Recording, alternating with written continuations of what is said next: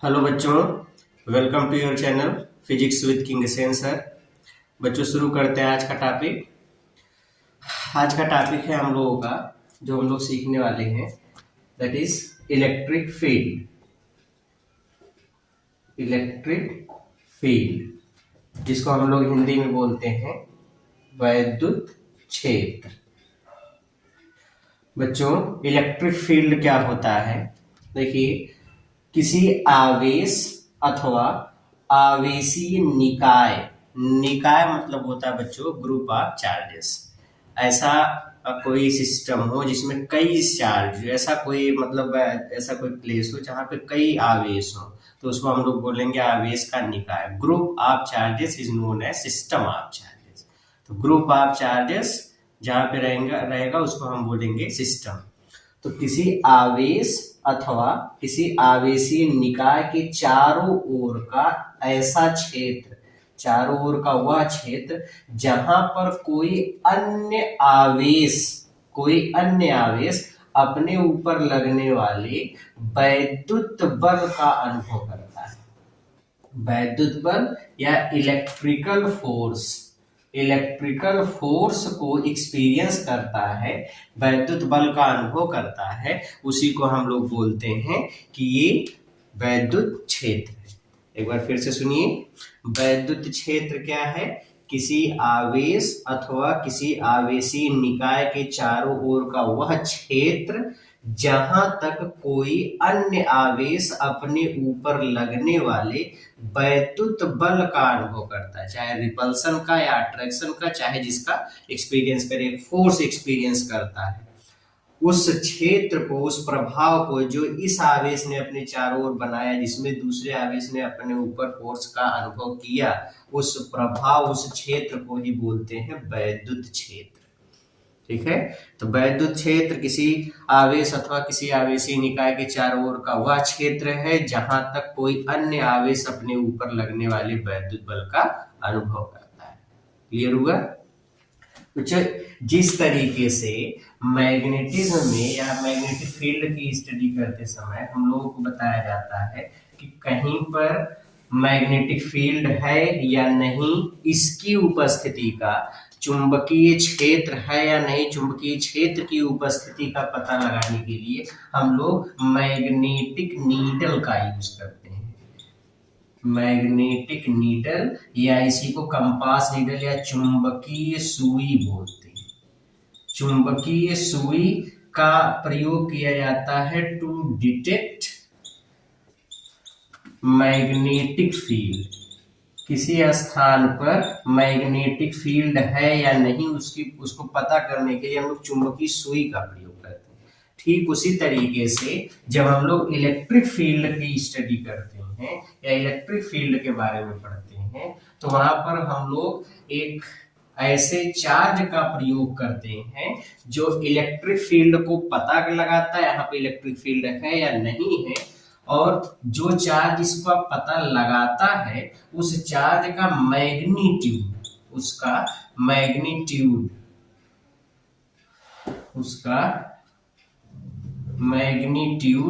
बहुत ही ज्यादा कम होता है, बहुत ही ज्यादा कम, इतना कम होता है कि उसके कारण बनने वाला अपना जो फील्ड है, भाई वो भी चार्ज है तो भी इलेक्ट्रिक फील्ड बनाएगा, लेकिन उसके कारण बनने वाला जो अपना फील्ड है, अपना जो चुंबक वैद्युत क्षेत्र है, अपना जो वैद्युत क्षेत्र वो नगण्य होता है या लगभग जीरो होता है।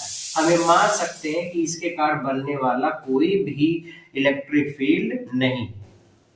तो एक ऐसा चार्ज जिसका मैग्नीट्यूड बहुत कम होता है, उसके कारण बनने वाला जो वैद्युत क्षेत्र है वो लगभग नगण्य होता है, ऐसे चार्ज को हम लोग बोलते हैं परीक्षण आवेश। क्या बोलते हैं? परीक्षण आवेश। जिसको परीक्षण आवेश बोलते हैं या इसी को हम लोग बोलते हैं टेस्ट चार्ज। ये टेस्ट चार्ज है। टेस्ट चार्ज का सिंबल है बच्चा Q0। क्या सिंबल है? Q0। हम लोग हमेशा टेस्ट चार्ज को Q0 से रिप्रेजेंट करेंगे। Q0 या टेस्ट चार्ज ऐसा चार्ज है जिसका परिमाण इतना सूक्ष्म होता है कि उसके कारण बनने वाला खुद का जो विद्युत क्षेत्र है, जो इलेक्ट्रिक फील्ड है, वो नगण्य या जीरो होता है। हमें मान सकते हैं कि ये किसी पर कोई फोर्स अप्लाई नहीं कर सकता, ना तो ये अपना कोई फील्ड बना सकता। इसका काम ही केवल ये है कि अपने ऊपर फोर्स का अनुभव करना, मतलब जैसे फोर्स इस पर लगेगा तुरंत मूव करना शुरू कर देगा। तो ये फील्ड का पता लगाता है, फोर्स का एक्सपीरियंस करता है। जैसे हम लोग समझ, जैसे मान लिया कि एक टेस्ट चार्ज को हमने यहाँ पर रखा, यहाँ पे कोई एक वस्तु, मान लो ये डस्टर, इस पर हमको पता करना है कि चार्ज है या नहीं, चार्ज है तो कैसा चार्ज है। हमने एक टेस्ट चार्ज को यहाँ पे रखा, जैसे टेस्ट चार्ज को यहाँ पर रखा, हम क्या देखते हैं कि टेस्ट चार्ज को रखते इधर भाग गया। अब टेस्ट चार्ज को यहाँ पे रखते ही टेस्ट चार्ज इधर भाग गया। अगर इधर चला गया तो पहली चीज तो ये क्लियर हुई कि टेस्ट चार्ज पर एक फोर्स लगा, टेस्ट चार्ज पर एक फोर्स लगा, तो इसका मतलब इस ऑब्जेक्ट के पास तो चार्ज है, तभी इसने इलेक्ट्रिक फील्ड बनाया और उसमें इस चार्ज पर, टेस्ट चार्ज पर फोर्स लगा। कैसा चार्ज है, तो हम देख रहे हैं कि ये टेस्ट चार्ज दूर भाग गया। बच्चों, टेस्ट चार्ज हमेशा नेचर में पॉजिटिव चार्ज होता है। कैसा होता है? Positive charge. टेस्ट चार्ज हमेशा पॉजिटिव चार्ज होता है, धनावेश होता है। अब यहाँ पर अगर टेस्ट चार्ज यहाँ पर रखने से ये इधर भाग गया, तो इसका मतलब कि इसने इसको दूर धकेल दिया, और दूर कब धकेलेगा? अगर ये प्लस वाला, तो इसका मतलब ये वाला चार्ज भी प्लस वाला ही है, तो प्लस प्लस को दूर धकेलेगा तो प्लस वाला चार्ज हुआ ही। तो इस पर चार्ज है, कैसा चार्ज है? प्लस वाला। तो टेस्ट चार्ज से हमको पता चल गया। बस यही काम है टेस्ट चार्ज का। तो परीक्षण आवेश एक ऐसा आवेश होता है जो किसी भी स्थान पर वैद्युत क्षेत्र की उपस्थिति का पता लगाता है। तो वैद्युत क्षेत्र है या नहीं, इसका खुद का परिमाण इतना कम होता है, इतना कम होता है कि हम मान सकते हैं परिमाण नगण्य है, जिसके कारण जो इसके कारण बनने वाला इलेक्ट्रिक फील्ड है वो भी नगण्य है। अब जो ये नेचर में जो इस पर चार्ज होता है टेस्ट चार्ज पर, ये नेचर में पॉजिटिव चार्ज रखता है, मतलब इसके ऊपर पॉजिटिव चार्ज होता है। क्लियर हो गया? Very good. अब आ जाओ बच्चों, देखते हैं हम लोग, ये तो टेस्ट चार्ज की बात हुआ और इलेक्ट्रिक फील्ड हो गया।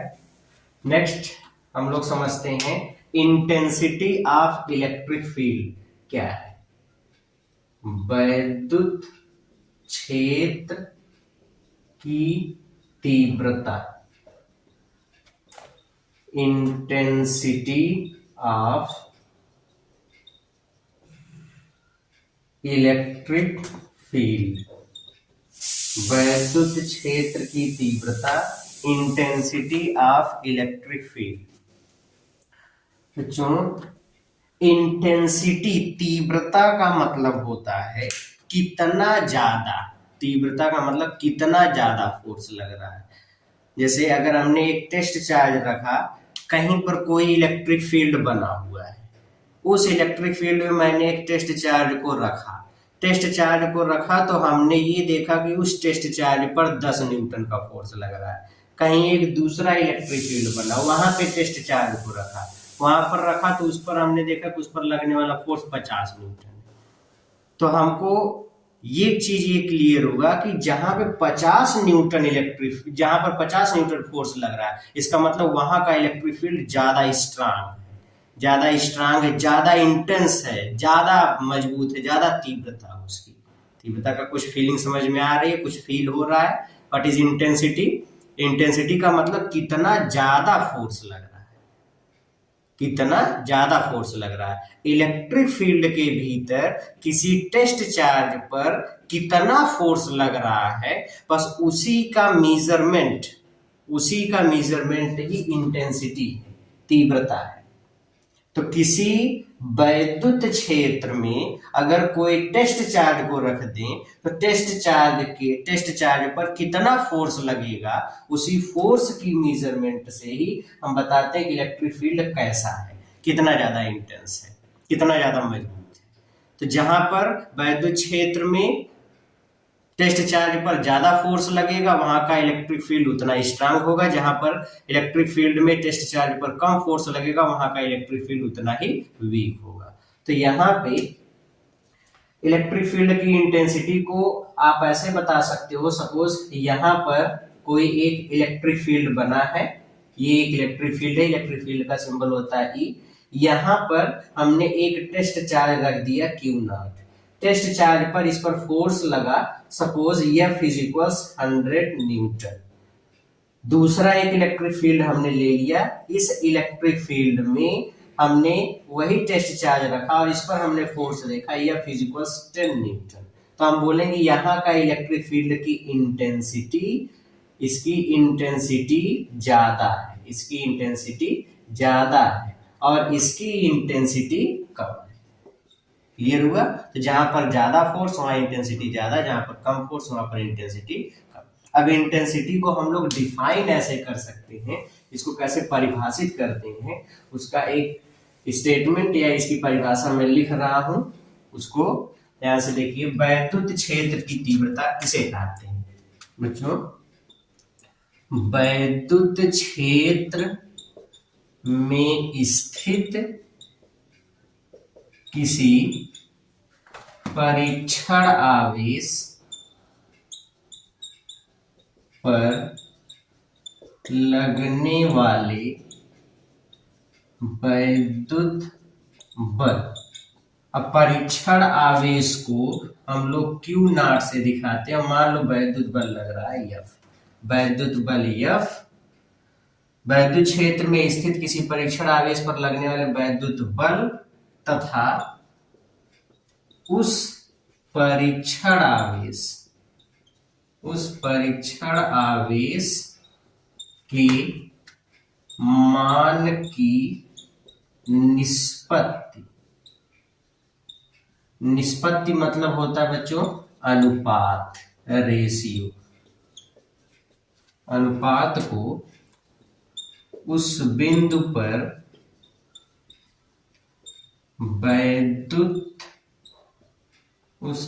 पर वैद्युत क्षेत्र की तीव्रता कहते हैं।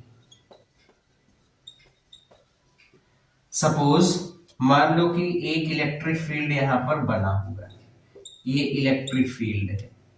इस इलेक्ट्रिक फील्ड की इंटेंसिटी E कितनी होगी, ये मान लो इस पॉइंट पर हमसे पूछ लिया गया, पॉइंट P पर। तो हम पॉइंट P पर रख देते हैं एक टेस्ट चार्ज, ये है। टेस्ट चार्ज पर एक फोर्स लगेगा, इस टेस्ट चार्ज पर लगने वाला फोर्स है, मान लीजिए इस पर फोर्स लगा F। तो हम बोलेंगे कि इस पॉइंट पर intensity of electric field E की वैल्यू कितनी होगी, जितना इस पर फोर्स लग रहा है और इस चार्ज के रेशियो।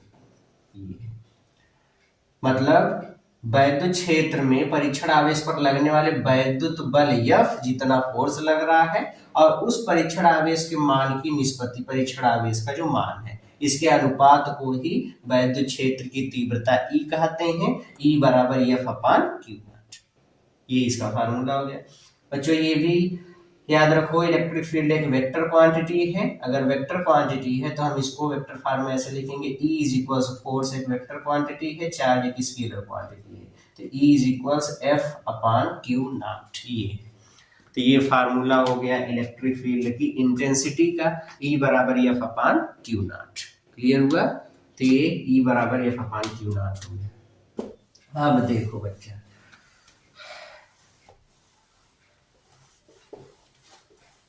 अभी हमने आपको बताया कि इलेक्ट्रिक फील्ड के अंदर किसी भी चार्ज पार्टिकल पर एक फोर्स लगता है, या इलेक्ट्रिक फील्ड की इंटेंसिटी क्या होती है। इलेक्ट्रिक फील्ड की इंटेंसिटी अभी हमने बताया कि इलेक्ट्रिक फील्ड की इंटेंसिटी होती है E बराबर F/Q0। यहाँ पे अगर F की वैल्यू निकालें तो हमको मिलेगा Q0 इंटू E, या Q0 के अलावा हम कोई भी चार्ज ले लें तो इलेक्ट्रिक फील्ड के अंदर अगर ये कहीं पर इलेक्ट्रिक फील्ड बना हुआ है तो इलेक्ट्रिक फील्ड में एक चार्ज पार्टिकल पर हमेशा एक फोर्स लगता है। बच्चों इलेक्ट्रिक फील्ड में एक चार्ज पर हमेशा एक फोर्स लगता है और वो फोर्स की वैल्यू इस इलेक्ट्रिक फील्ड पर डिपेंड करती है। जितना ज्यादा इलेक्ट्रिक फील्ड उतना ज्यादा फोर्स, जितना कम इलेक्ट्रिक फील्ड उतना कम फोर्स। तो इलेक्ट्रिक फील्ड में इलेक्ट्रिक चार्ज पर लगने वाला जो फोर्स होता है, force on A charge particle, A charge particle in an electric field, electric field में किसी चार्ज पार्टिकल पर कितना फोर्स लगता है, तो यह फिजिकल्स Q इंटू ई, इसके बराबर फोर्स लगता है, जहां Q quantity of charge and E electric field है। क्योंकि फोर्स वेक्टर क्वांटिटी है तो हम लोग इसको वेक्टर फॉर्म में ऐसे भी लिख सकते हैं, या फिजिकल्स Q इंटू ई, ऐसे भी लिख सकते हैं। फोर्स की एक पर्टिकुलर डायरेक्शन होगी, डायरेक्शन को भी समझ लेते हैं। ओके, डायरेक्शन इसकी कैसे निकालेंगे बच्चों? फोर्स की डायरेक्शन, अगर चार्ज पॉजिटिव चार्ज है तो, in case of positive charge, positive charge पर लगने वाला फोर्स, पॉजिटिव चार्ज पर लगने वाले फोर्स की डायरेक्शन हमेशा, पॉजिटिव चार्ज पर लगने वाले फोर्स की डायरेक्शन हमेशा direction to the electric field होती है। जिस डायरेक्शन में इलेक्ट्रिक फील्ड होगा, जैसे ये प्लस चार्ज है तो जिस डायरेक्शन में इलेक्ट्रिक फील्ड है उसी डायरेक्शन में फोर्स लगेगा। मतलब हम ऐसे कह सकते हैं, अगर चार्ज पॉजिटिव है, अगर Q की वैल्यू पॉजिटिव है, तो अगर इस डायरेक्शन में, मान लीजिए इस डायरेक्शन में इलेक्ट्रिक फील्ड लग रहा है, इलेक्ट्रिक फील्ड है, और वहां पर हमने किसी चार्ज को रख दिया, तो चार्ज पर, पॉजिटिव चार्ज पर फोर्स भी इसी डायरेक्शन में लगेगा। जिस डायरेक्शन में इलेक्ट्रिक फील्ड है उसी डायरेक्शन में पॉजिटिव चार्ज पर फोर्स लगता है। फिर निगेटिव चार्ज अगर हो गया, अगर मान लो निगेटिव चार्ज है या चार्ज हमारा निगेटिव है, तो ऐसी कंडीशन में मान लो इलेक्ट्रिक फील्ड इधर है, तो अगर हम यहां पर कोई चार्ज रखेंगे निगेटिव चार्ज, तो हमेशा अपोजिट डायरेक्शन में फोर्स लगता है। तो पॉजिटिव चार्ज पर लगने वाले फोर्स की direction in the direction of electric field होता है, निगेटिव चार्ज पर लगने वाले फोर्स की direction in the opposite direction to the electric field होता है। क्लियर हुआ? पॉजिटिव चार्ज पर इलेक्ट्रिक फील्ड की डायरेक्शन में फोर्स, निगेटिव चार्ज पर अपोजिट डायरेक्शन में फोर्स, तो ये फोर्स हो गया। क्लियर हो गया यहां तक? गुड बच्चों, अब हम लोग थोड़ा डिटेल से समझते हैं इलेक्ट्रिक फील्ड को, इसको समझने की कोशिश करते हैं। क्योंकि इलेक्ट्रिक फील्ड भी एक वेक्टर क्वांटिटी है, तो इसकी डायरेक्शन कैसी होगी, कहां पर कैसा इलेक्ट्रिक फील्ड होगा, ये सारी चीजें। तो अब हम लोग स्टडी शुरू करते हैं एक प्रकार से इलेक्ट्रिक फील्ड की थोड़ा डिटेल। अच्छा, शुरू करते हैं बच्चों। सबसे पहले हम लोग इलेक्ट्रिक फील्ड को समझने के लिए पढ़ते हैं वैद्युत बल रेखाओं के बारे में। वैद्युत बल रेखाएं, इलेक्ट्रिक लाइंस ऑफ फोर्स। वैद्युत बल रेखाएं क्या होती है बच्चों? वैद्युत बल रेखाएं किसी स्थान पर किसी आवेश के चारों ओर खींची गई ऐसी काल्पनिक रेखाएं होती हैं, ऐसी काल्पनिक रेखाएं होती हैं जो किसी भी स्थान पर, जो किसी भी स्थान पर विद्युत क्षेत्र को प्रदर्शित करती हैं। एक बार फिर से सुनिए, किसी आवेश अथवा आवेशी निकाय के चारों ओर खींची गई ऐसी काल्पनिक रेखाएं, ऐसी काल्पनिक रेखाएं जो विद्युत क्षेत्र को व्यक्त करती हैं, जो इलेक्ट्रिक फील्ड को व्यक्त करती हैं, ऐसी काल्पनिक रेखाओं को वैद्युत बल रेखाएं कहते हैं।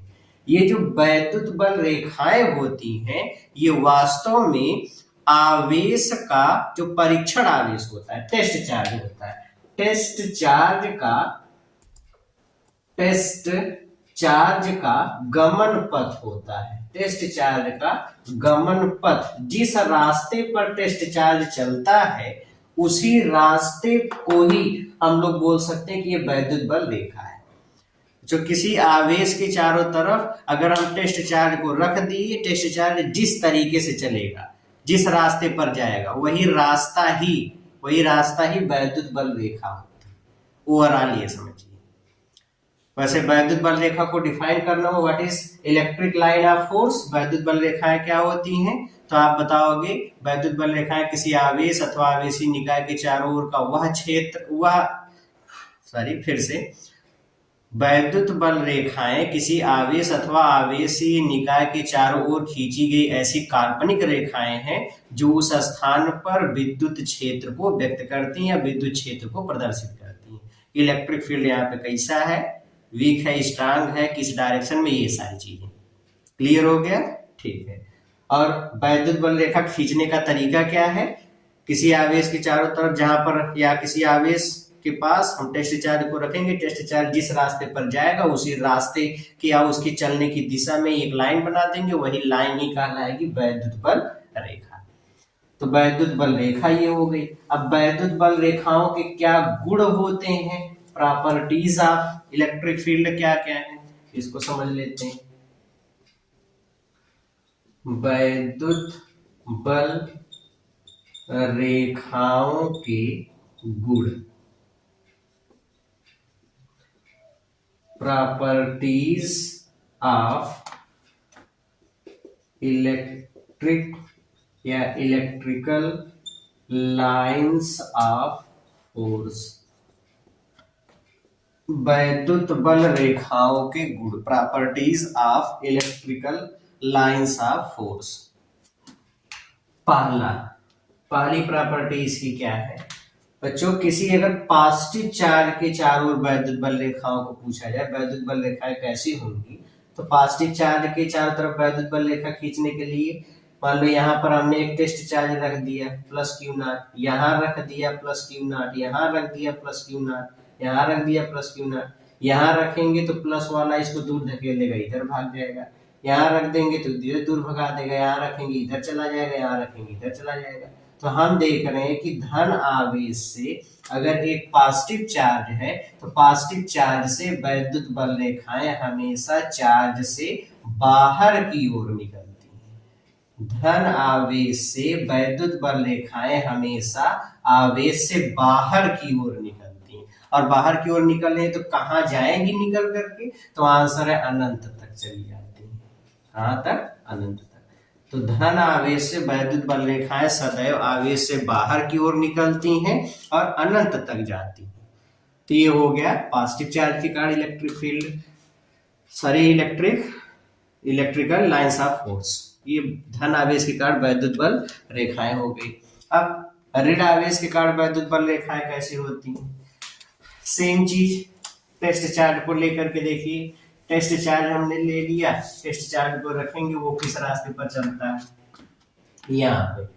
दूसरी प्रॉपर्टी में एक निगेटिव चार्ज ले लिया, निगेटिव चार्ज के पास एक निगेटिव चार्ज हमने ले लिया और इसके पास हमने टेस्ट चार्ज को रखा क्यू नॉट को, यहाँ पर रखा क्यू नॉट, यहाँ पर रखा क्यू नॉट, यहाँ पर रखा क्यू नॉट। तो ये देख रहे हैं कि प्लस वाले को ये माइनस वाला अपनी तरफ खींच लेगा तो इधर चला जाएगा, ये माइनस वाले को अपनी तरफ प्लस वाले को अपनी तरफ खींच लेगा, इधर चला आएगा, ये इधर चला आएगा, ये इधर चला आएगा। तो टेस्ट चार्ज को ये निगेटिव चार्ज अपनी तरफ खींचेगा तो हमको ये मिलेगा कि बाहर से टेस्ट चार्ज उसी ऋण आवेश की तरफ चला आएगा। तो ये जिस रास्ते पर चलेगा वही वैद्युत बल रेखाएं होंगी। तो वैद्युत बल रेखाएं एक निगेटिव चार्ज के कारण कैसे चलती हैं, तो आप बताएंगे कि वैद्युत बल रेखाएं अनंत से आकर उसी ऋण आवेश पर समाप्त हो जाती हैं।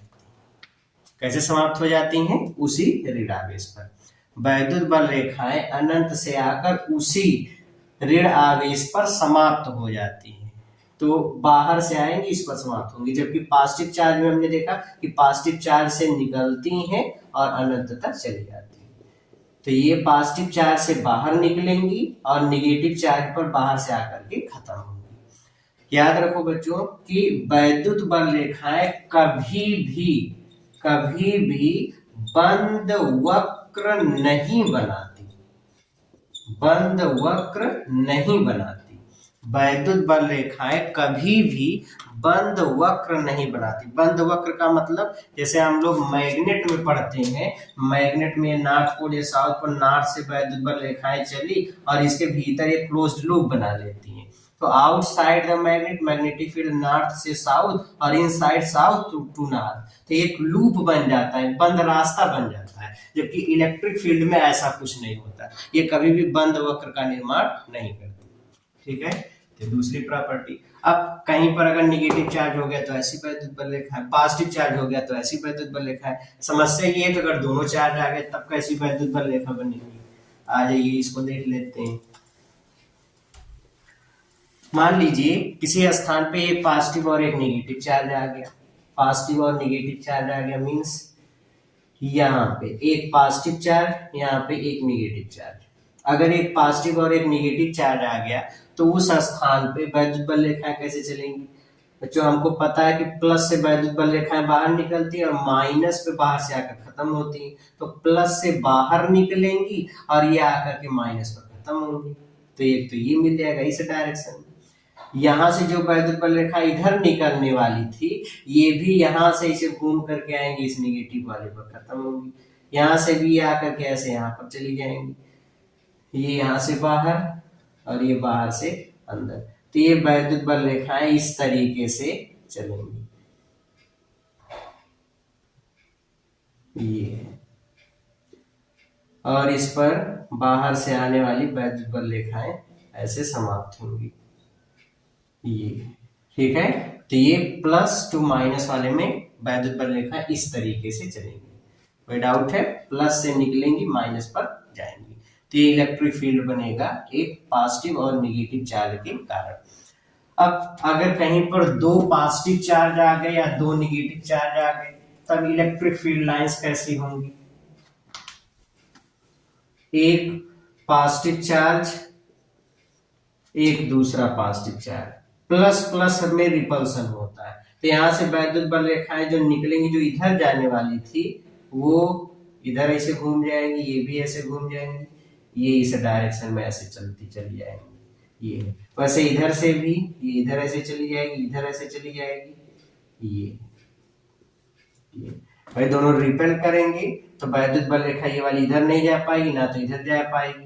तो टेस्ट चार्ज को अगर यहाँ पे रखेंगे बीच में, अगर इसके एकदम लाइन ज्वाइनिंग वाले पर रख देंगे, इस वाले बीचों बीच लाइन पे, तो कहीं नहीं मूव करेगा, कहीं नहीं मूव करेगा। तो इसका मतलब तो वहां पर इलेक्ट्रिक फील्ड बन ही नहीं रहा है। फिर अगर यहाँ पे बगल में, अगर इसको थोड़ा सा बगल में रख देंगे तो ये प्लस वाला दूर धकेलेगा, तो ऐसे रास्ते पर मुड़ जाएगा। इधर रख देंगे तो ऐसे रास्ते पर मुड़ जाएगा। तो जिस जिस रास्ते पर टेस्ट चार्ज मुड़ेगा वही वही उसका रास्ता ही वैद्युत बल रेखा कहलाएगी। तो वैद्युत बल रेखा ऐसी बनेगी। अगर दो पॉजिटिव चार्ज हैं या दो नेगेटिव चार्ज है तब भी सेम ही रहेगा, बस खाली उसकी डायरेक्शन तीर का निशान उस चार्ज की तरफ कर देंगे। ठीक है, ठीक है, ये हो गया। अब देखिए वैद्युत बल रेखाओं का जो अगला गुण है बच्चों, कहीं पर भी किसी भी स्थान पर, कहीं पर भी किसी भी स्थान पर वैद्युत बल रेखा, सपोज ये एक वैद्युत बल रेखा खींची गई है, वैद्युत बल रेखा ऐसे चल रही है, वैद्युत बल रेखा के किसी भी बिंदु पर खींची गई स्पर्श रेखा, किसी भी बिंदु पर खींची गई स्पर्श रेखा, ये जो टेंजेंशियल लाइन होती है, इस बिंदु पर रखे आवेश पर लगने वाले फोर्स की डायरेक्शन को दिखाती है।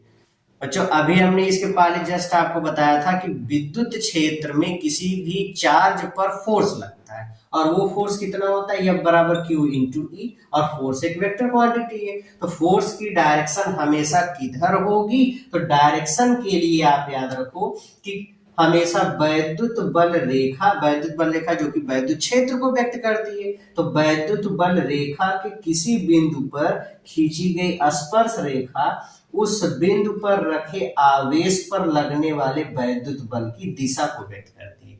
अगर पॉजिटिव चार्ज हुआ तो जिस डायरेक्शन में वैद्युत बल रेखा चल रही है, वैद्युत क्षेत्र बन रहा है, उसी दिशा में फोर्स लग जाएगा। वैद्युत बल रेखा की चलने की दिशा, आगे बढ़ने की दिशा वही इलेक्ट्रिक फील्ड की डायरेक्शन होती है। अब यहाँ पर फोर्स अगर इलेक्ट्रिक पॉजिटिव चार्ज है तो जिस डायरेक्शन में इलेक्ट्रिक फील्ड है उसी डायरेक्शन में स्पर्श रेखा खींच देंगे तो वो फोर्स की डायरेक्शन होगी। नेगेटिव चार्ज है तो स्पर्श रेखा खींचेंगे बट फोर्स की डायरेक्शन इसके अपोजिट डायरेक्शन में हो जाएगी, तो ये हो जाएगी फोर्स की डायरेक्शन। क्लियर हो गया? गुड। तो ये हो गया फोर्स। तो वैद्युत बल रेखा के किसी भी बिंदु पर, ये वैद्युत बल रेखाएं अगर ऐसे हैं, वैद्युत बल रेखा मान लो यहाँ पर नीचे की तरफ है, यहाँ पर एक चार्ज को रख दिया Q, तो इस पर फोर्स किधर लगेगा, तो इस पर हम एक स्पर्श रेखा खींच देंगे, स्पर्श रेखा खींचेंगे और इलेक्ट्रिक फील्ड लाइन इधर चल रही है, पॉजिटिव चार्ज है तो इस पर फोर्स इस डायरेक्शन में लगेगा। तो वैद्युत क्षेत्र में फोर्स किधर लगेगा, तो इसके लिए आप बताओगे कि वैद्युत बल रेखा के किसी भी बिंदु पर खींची गई स्पर्श रेखा उस बिंदु पर लगने वाले या उस बिंदु पर रखे आवेश पर लगने वाले वैद्युत बल की दिशा को व्यक्त करता है और इस तरीके से फोर्स की डायरेक्शन होती है। तो ये फोर्स की डायरेक्शन को बताता है। क्लियर हो गया? ठीक है। अगली प्रॉपर्टी है बच्चों कि कभी भी दो वैद्युत बल रेखाएं एक दूसरे को नहीं काट सकती। दो वैद्युत बल रेखाएं, सपोज एक इलेक्ट्रिक फील्ड लाइन इधर जा रही है और दूसरी इलेक्ट्रिक फील्ड लाइन इधर जा रही है। दो वैद्युत बल रेखाएं एक दूसरे को कभी नहीं काट सकती। क्यों नहीं काट सकती, उसका रीजन समझो। मान लो अगर ये दो वैद्युत बल रेखाएं एक दूसरे को काट दी तो यहाँ कटान बिंदु पर अगर कोई चार्ज मान लो रख दिया गया, प्लस क्यू चार्ज यहाँ पे हमने रख दिया और मैंने पूछा कि बताओ यहाँ पे फोर्स किस डायरेक्शन में लगेगा, तो यहाँ पर फोर्स की डायरेक्शन देखो, ये वाली ये पहली वैद्युत बल रेखा, ये दूसरी।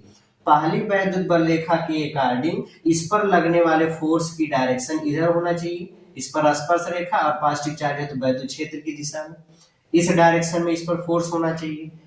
दूसरी वाली वैद्युत बल रेखा के अनुसार इस पर लगने वाले फोर्स की डायरेक्शन यहाँ पर स्पर्श रेखा के अनुदिश होना चाहिए, ये स्पर्श रेखा टेंजेंशियल लाइन इस पर ये होना चाहिए।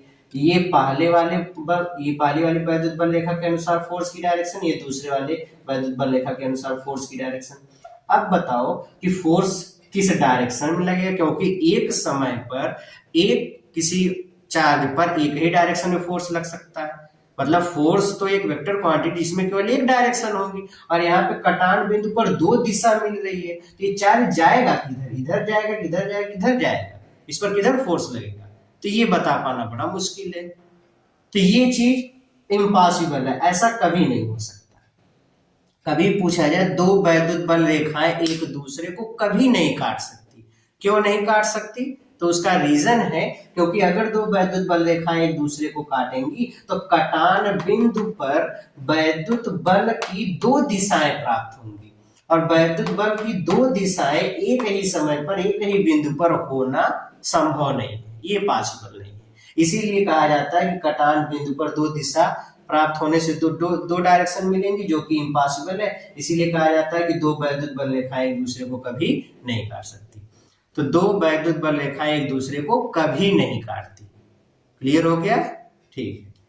नेक्स्ट प्रॉपर्टी, जिस स्थान पर वैद्युत बल रेखाएं पास पास होती हैं, ये वैद्युत बल रेखाएं बहुत पास पास है, जिस स्थान पर वैद्युत बल रेखाएं बहुत पास पास होती हैं, आप ऐसे समझो, मान लो किसी स्थान पर एक इलेक्ट्रिक फील्ड इस तरीके से बना हुआ है, ये यहां पर एक पॉइंट हमने ले लिया P और यहां पर एक पॉइंट ले लिया Q। अब जिस स्थान पर वैद्युत बल रेखाएं पास पास होती हैं वहां का वैद्युत क्षेत्र अधिक मजबूत होता है, ये स्ट्रांग होता है। तो यहाँ पॉइंट P पर वैद्युत बल रेखाएं पास पास है इसकी तुलना में, तो बोलेंगे कि यहाँ का वैद्युत क्षेत्र बहुत मजबूत होगा, बहुत प्रबल होगा। तो प्रबल वैद्युत क्षेत्र होगा तो यहाँ पे बोलेंगे यहाँ पर बनने वाला electric field strong electric field होगा, strong electric field. Point Q पर वैद्युत बल रेखाएं दूर दूर हैं, इसलिए यहां पर बनने वाला जो इलेक्ट्रिक फील्ड होगा ये वीक होगा, वीक इलेक्ट्रिक फील्ड। तो बच्चों जिस स्थान पर वैद्युत बल रेखाएं पास पास होती हैं वहां पर वैद्युत क्षेत्र प्रबल होता है और जिस स्थान पर वैद्युत बल रेखाएं दूर दूर होती हैं उस बिंदु पर वैद्युत क्षेत्र दुर्बल होता है। ठीक है, तो वैद्युत बल रेखा पास पास तो स्ट्रांग इलेक्ट्रिक फील्ड, दूर दूर तो वहां पर वीक इलेक्ट्रिक फील्ड, तो ये इलेक्ट्रिक फील्ड हो गया। स्ट्रांग और वीक। अगर किसी स्थान पर ये हुआ कि सभी वैद्युत बल रेखाएं, किसी स्थान पर वैद्युत बल रेखाएं परस्पर समांतर हो, एक ही दिशा में हो और उनके बीच की लंबवत दूरियां, ये वाली डिस्टेंस हर जगह एक समान हो, लंबवत दूरियां एक समान। क्या क्या हमने बताया? पहली चीज, किसी स्थान पर वैद्युत बल रेखाएं परस्पर समांतर हो, पैरेलल टू ईच अदर। दूसरा, वैद्युत बल रेखाएं सभी एक ही दिशा में, एक ही दिशा में। तीसरा, वैद्युत बल रेखाओं के बीच की लंबवत दूरियां, परपेंडिकुलर डिस्टेंस, लंबवत दूरियां समान हो। अगर किसी स्थान पे इस तीन कंडीशन के साथ हमको वैद्युत बल रेखाएं मिलती हैं तो उस स्थान पर बना जो वैद्युत क्षेत्र होगा इसको बोलेंगे यूनिफॉर्म इलेक्ट्रिक फील्ड। क्या बोलेंगे बच्चा?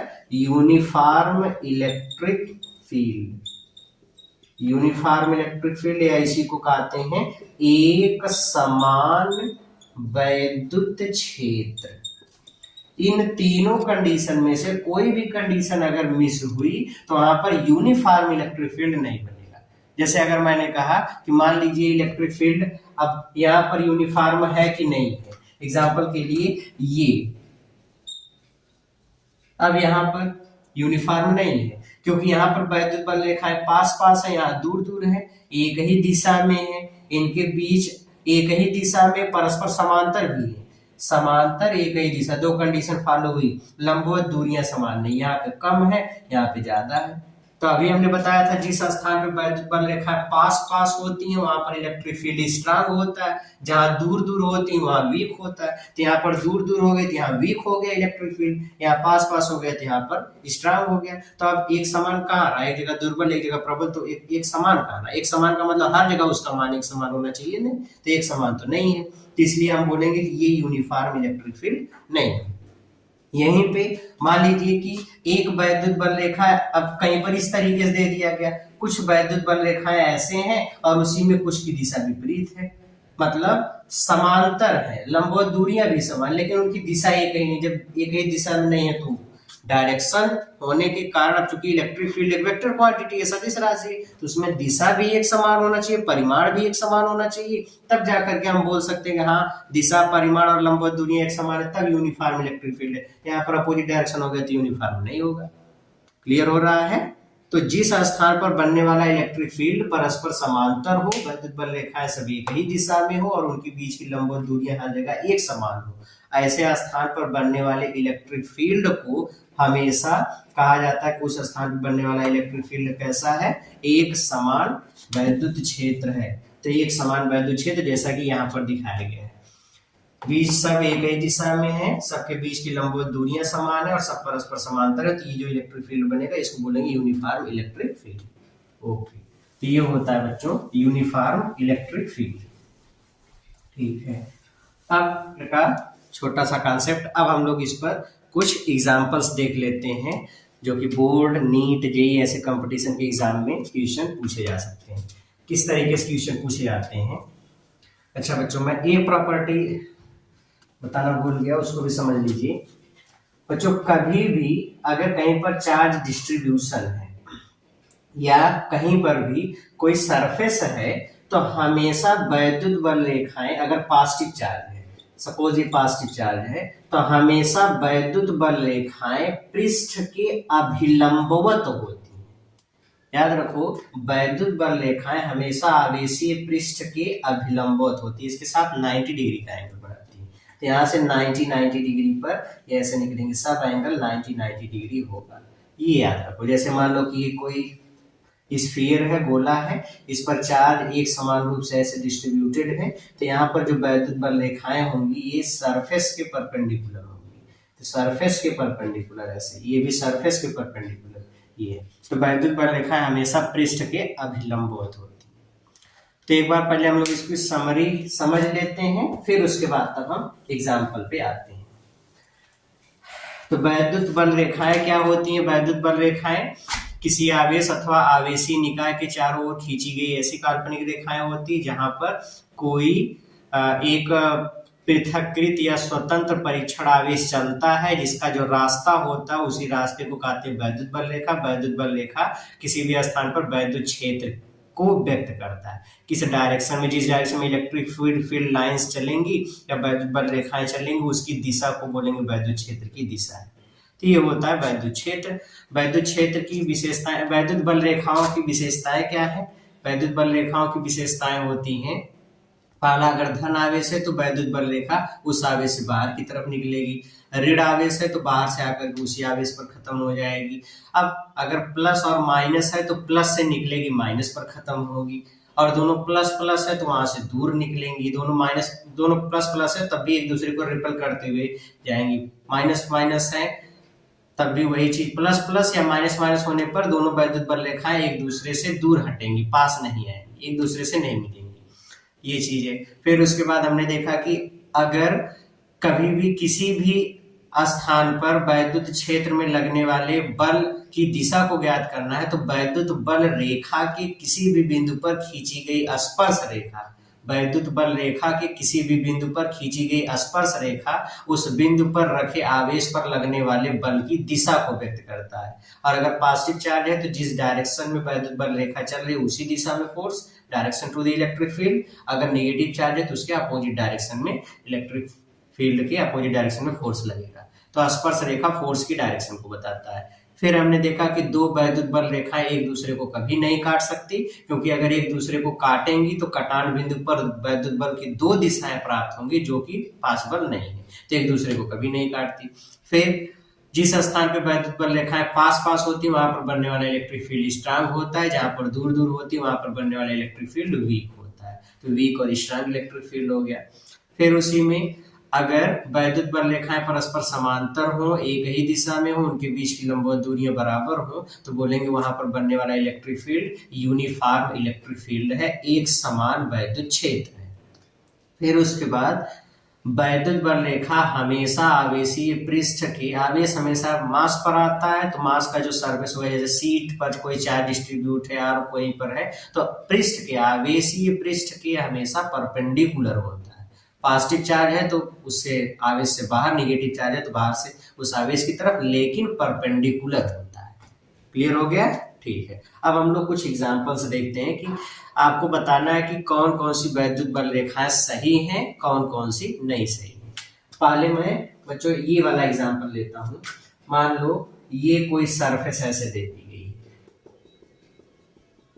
ये इस पर पॉजिटिव चार्ज एक समान रूप से ऐसे डिस्ट्रीब्यूट है, और यहाँ पर वैद्युत बल रेखाएं ऐसे निकल रही है, परपेंडिकुलर है, ये भी परपेंडिकुलर है, ये भी परपेंडिकुलर है, ये भी परपेंडिकुलर है। पूछ लिया गया कि बताइए क्या वैद्युत बल रेखा सही है, चित्र में जो दिखाया गया वैद्युत बल रेखा सही है, तो आप आंसर दो तुरंत, क्या होगा, सही है गलत है? गलत है। क्यों गलत होगा? क्योंकि वैद्युत बल रेखा कभी धन आवेश पर नहीं आती। यहाँ पर देखिए ये दो क्षेत्र निकल रही है, सही है, लेकिन यहाँ पर दो वैद्युत बल रेखा बाहर से प्लस वाले चार्ज पर आ गई, और कभी भी वैद्युत बल रेखा बाहर से प्लस वाले पर नहीं आती बल्कि प्लस वाले से बाहर निकलती है। तो ये तो बाहर से प्लस वाले पर आ गई, मतलब ये वाली चीज सही नहीं है। ठीक है, ठीक है। नेक्स्ट देखते हैं अगला एग्जाम्पल। यहाँ पे मान लो कि कोई एक सीट ऐसे है और इस सीट पर नेगेटिव चार्ज डिस्ट्रीब्यूट है, यहाँ पर वैद्युत बल रेखाएं ऐसे आ रही, ये ऐसे। अब पूछ लिया गया क्या वैद्युत बल रेखाएं जो चित्र में दिखाया गया सही है, तो आंसर है नहीं सही है। क्यों नहीं सही है? रीजन, क्योंकि यहाँ पर वैद्युत बल रेखाएं सरफेस के परपेंडिकुलर कुछ जगह नहीं है, जैसे यहाँ पे है, यहाँ पे है, बट यहाँ पे, यहाँ पे, यहाँ पे ये वाला एंगल 90 डिग्री नहीं, ये भी 90 डिग्री नहीं, ये भी 90 डिग्री नहीं है, तो ये तीन जगह पर सरफेस के परपेंडिकुलर नहीं है, इसलिए ये भी वैद्युत बल रेखा सही नहीं। ठीक है, नेक्स्ट एग्जाम्पल। कोई स्फीयर है, इस पर चार्ज ऐसे एक समान रूप से ऐसे वितरित है, और यहाँ से वैद्युत बल रेखा ऐसे बाहर की तरफ निकल रही है।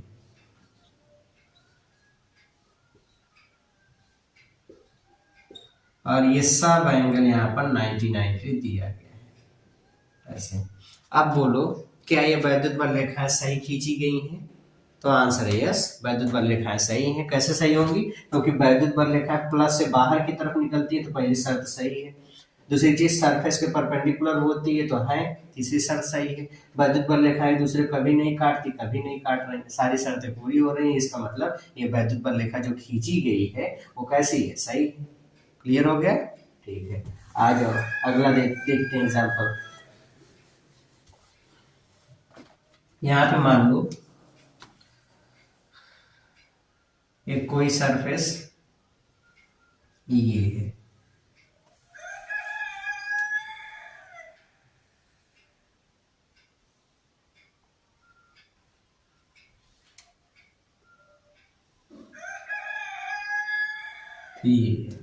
ये कोई सरफेस है, प्लस चार्ज इस पर यूनिफॉर्मली डिस्ट्रीब्यूट है ऐसे। और यहाँ पर वैद्युत बल रेखाएं ऐसे निकल रही हैं, ये ऐसे गई, ये ऐसे गई, ये ऐसे आई, ये ऐसे चली गई। अब पूछ लिया गया, बताइए क्या यहाँ पर जो वैद्युत बल रेखा दिखाया गया सही है?